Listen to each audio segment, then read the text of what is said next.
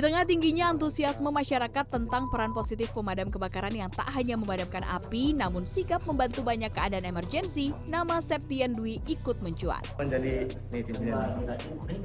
Tian, sapaan akrabnya, merupakan petugas pemadam kebakaran yang aktif membagikan kegiatan saat bertugas. Mulai dari penanganan kebakaran, evakuasi, hingga latihan kesiapsiagaan di lapangan. Konten yang diunggahnya kerap menarik perhatian karena menampilkan sisi nyata pekerjaan damkar yang penuh risiko, cepat, dan menegangkan. Ia juga membuat konten-konten jenaka tentang pekerjaannya. Kombinasi antara profesi berisiko tinggi dan latihan kebugaran fisik yang sering dibagikannya inilah yang membuat kontennya menonjol di tengah ramainya konten di media sosial. Tapi nggak semua kualitasnya sama. Banyak warganet menilai apa yang ia tampilkan bukan hanya hiburan, tetapi juga bentuk edukasi dan motivasi tentang disiplin dan kesiapsiagaan fisik. Profesinya adalah petugas damkar atau pemadam kebakaran. Tapi di luar itu, tanggung jawab pekerjaannya tidak hanya sekedar memadamkan api. Kadang-kadang kita suka melihat mulai dari evakuasi ular, kemudian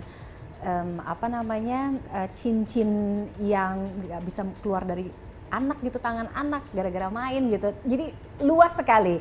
Sudah ada salah satu anggota damkar atau pemadam kebakaran, ada Mas Septian. Mas Tian, apa kabar? Alhamdulillah baik. Oke. Ini pertanyaan pertama akan aku mulai dari rasa penasaran aku juga. Kan judulnya petugas pemadam kebakaran, tapi kenapa juga terlibat dalam evakuasi? Misalkan ada ular masuk ke rumah, terus kita suka ngelihat ada anak kaleng biskuit dari kepala, gitu ya. masuk kepala, ada cincin nggak bisa dilepas, harus dipotong gitu cincinnya. Emang job desk-nya seluas itu? Iya, jadi untuk tupoksi damkar itu sendiri Kak, ada 5 sebenarnya. Okay. Jadi pertama itu pemadaman.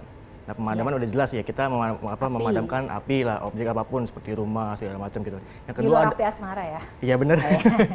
Terus kedua ada penyelamatan. Nah penyelamatan ini kan bisa berupa korban jiwa ataupun hewan. Nah jadi seperti tadi yang kakak bilang tuh kayak nangkep ular, terus juga kaleng nyangkut di kepala, yang kedaruratan segala macam yang menyangkut nyawa itu masuknya di penyelamatan ini Kak. Gitu, makanya kita layani mereka. Terus yang ketiga ada pencegahan. Nah pencegahan ini kan mitigasi upaya mengurangi resiko kebakaran. Seperti sosialisasi, edukasi anak TK, mungkin kakak pernah lihat kan kalau ada anak TK gitu kan datang ke damkar. Nah itu salah satu pencegahan tupoksi kita. Yang keempat ada pemberdayaan masyarakat. Nah ini kita membentuk redcar, relawan kebakaran di tiap-tiap kelurahan. Jadi dikasih pelatihan segala macam ya, bentuk untuk mitigasi gitu kayak. Yang kelima itu terakhir ada penanganan B3, penanganan bahan berbahaya dan beracun. Jadi gitu. Jadi ada 5 kita. Oh oke. Di 5 kondisi ini pernah dihadapi oleh Mas Tian? Pernah. Cuman yang terakhir doang nih belum pernah, yang bahan kimia ini. Jadi melepas kaleng biskuit? Itu udah pernah. Iya. Nah kalau itu kejadian baru kemarin tuh Kak. Oh oke. Jadi tiba-tiba pas lagi piket, itu ada ibu-ibu datang sama anaknya. Oh ini langsung datang ke kantor damkar? Datang langsung bukan nelfon, langsung datang dengan keadaan panik gitu kan. Anaknya masih nggak pakai baju gitu. Jadi diandukin di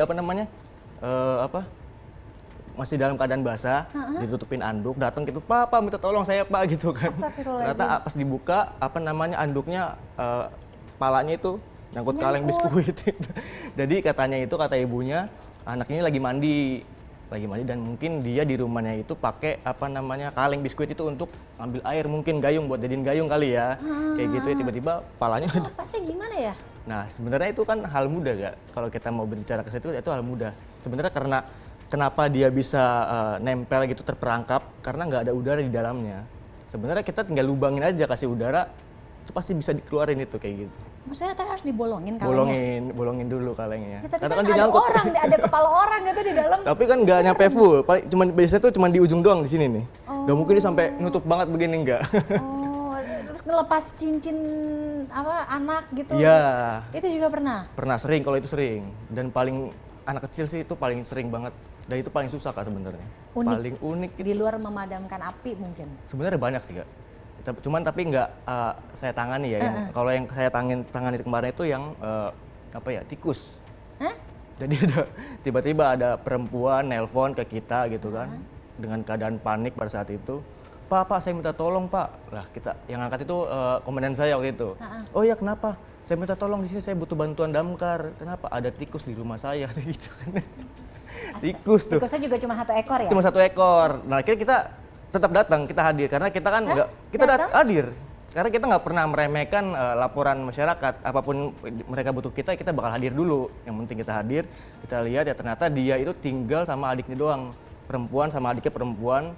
Karena tikus katanya sering bolak-balik dan kita cari ketemu, ya kita udah kita evakuasi tikusnya.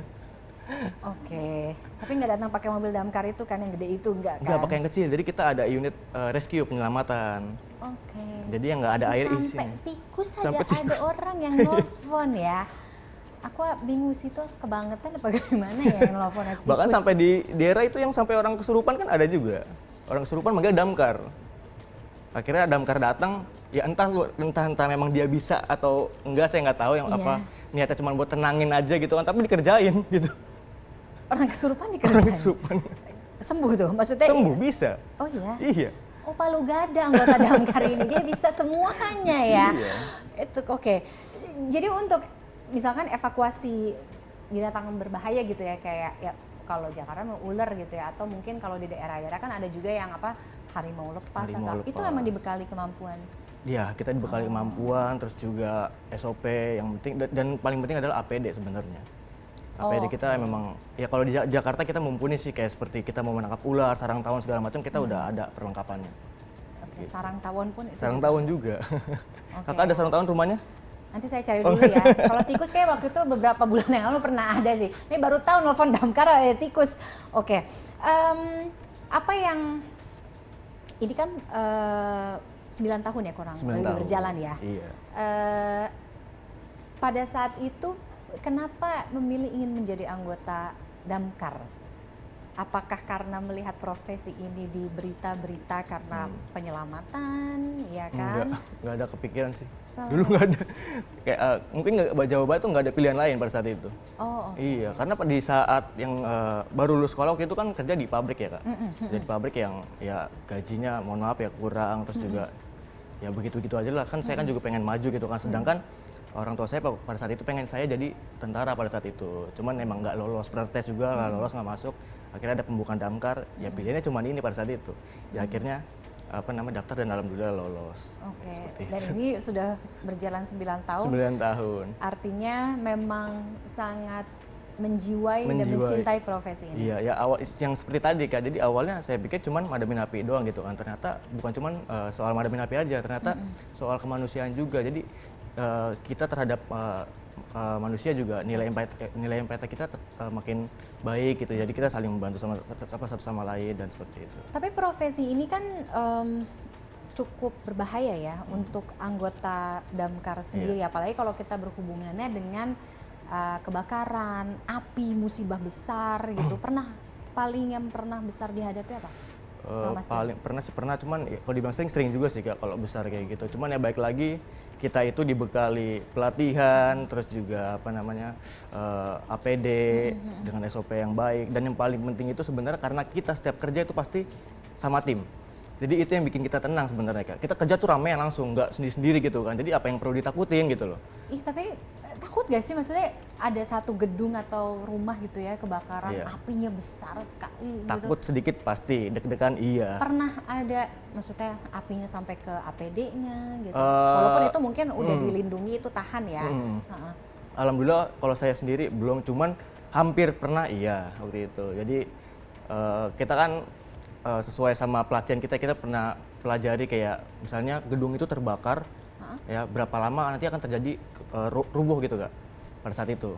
Nah pada saat kita Udah ada perhitungannya itu udah ya? ada perhitungannya. Kalau misalnya gedung ini udah terbakar 30 menit nih, ini bisa terjadi bangunan rubuh nih nanti nih kalau kita nggak hati-hati misalnya kayak gitu. Nah pada saat itu kita udah memprediksi tuh, kayaknya ini masih aman ya.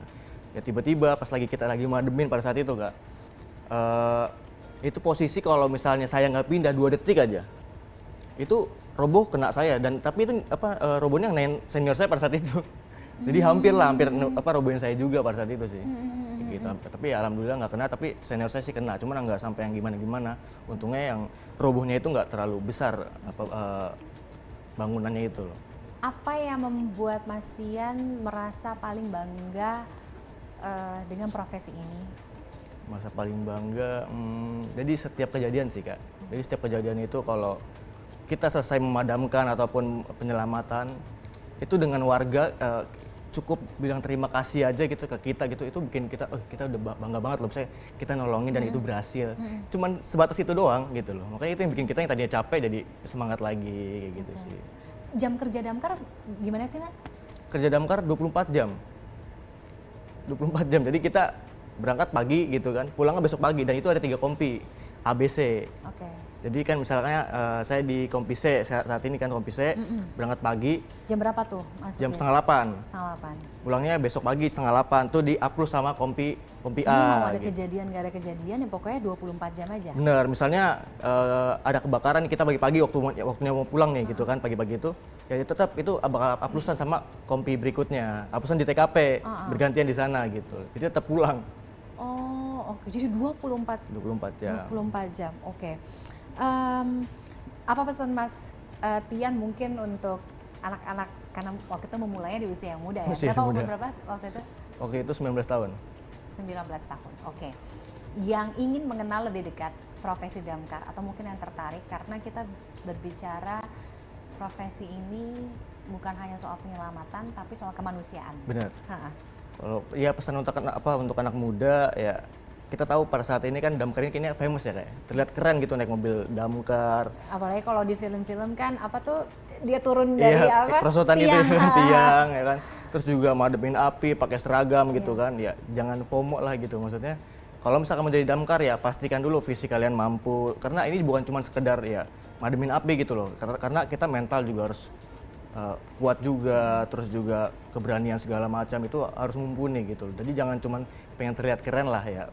Belajar, fisiknya diperbaiki segala macam, karena dan yang paling penting Kak, nilai empati kita. Jadi kan ini kan kita kan langsung terjun ke warga kan, ke masyarakat. Jadi nilai empati kita tuh ya harus besar. Jangan ke orang lain dulu, kita ke keluarga aja dulu. Ya kan, ke perhatian kita ke keluarga segala macam, karena itu akan terbentuk nantinya ketika kita jadi petugas ya kita ke masyarakat itu bisa seperti itu gitu. Oke. Kalau ada di satu momen gitu ya, aku nggak tahu SOP-nya akan jadi bagaimana kalau di damkar, misalkan operasi penyelamatan ada korban masyarakat, tapi juga ada teman sesama anggota damkar yang lagi struggling juga gitu di saat kejadian itu, SOP-nya gimana? Siapa yang lebih didahulukan? Berbarengan yang jelas, karena kan kita kan kerja sama-sama nih, pasti bisa dibagi tugas, itu pasti bisa. Nggak mungkin kita meninggalkan salah satunya. Pasti Karena nggak diusahakan mungkin untuk jalan dua-duanya. sendiri ya, Benar. karena harus satu tim ya. Karena kita satu tim, setiap kerja ya kita sama-sama gitu. Berapa orang satu tim itu biasanya? Satu regu itu, satu mobil, satu unit itu bisa 4-5 orang. Oh, Dan kalau misalnya kebakaran itu kan nggak mungkin cuma satu unit, pasti bisa banyak, bisa 5 bahkan bisa 10. Oke. Berarti kan tinggal dikalikan aja 5 misalnya, berapa orang itu kan banyak banget. Jadi sebenarnya itu sih yang bikin kita tenang gitu kalau kerja gitu, aman jadi. Oke, terima kasih Mas Septian dan juga Sama-sama. para anggota damkar lainnya di luar sana. Kita jadi lebih mengenal profesi ini. Yang jelas ini bukan sekedar FOMO keren-kerenan ya kan, pakai PDL, pakai jaket ngadepin api dan segala macam, tapi ada jauh yang lebih besar tugas di balik itu semua ya, misi kemanusiaan itu. Terima kasih Mas Tian. Siap, sama-sama, Kak. Mudah-mudahan nggak ada tikus ya di rumahku ya. Jadi ada telepon jauh Kalau banget ada, soalnya. tinggal telepon aja. Tapi aku Jakarta Selatan loh. Bisa nanti damkar yang Jakarta Selatan datang. Waduh. Sukses untuk Amin, karirnya, sehat makasih, selalu Kak. ya Amin. Mas Tian ya. Usai jeda Talk Info masih akan kembali. Ada satu profesi yang juga berhubungan dengan rescue atau penyelamatan yang saya yakin juga Anda ingin mengenal lebih dekat profesi ini. Jangan kemana-mana, tetaplah bersama kami. Kita pencarian ternyata, maaf ya, jadi korbannya ini sudah berbentuk body part. Oke. Berbentuk body part, jadi kita masukin ke kantong jenazah itu sudah serpian-serpian kecil. Ya agak shock juga di situ. Wah ternyata nemu sepatu, ternyata ada isinya gitu.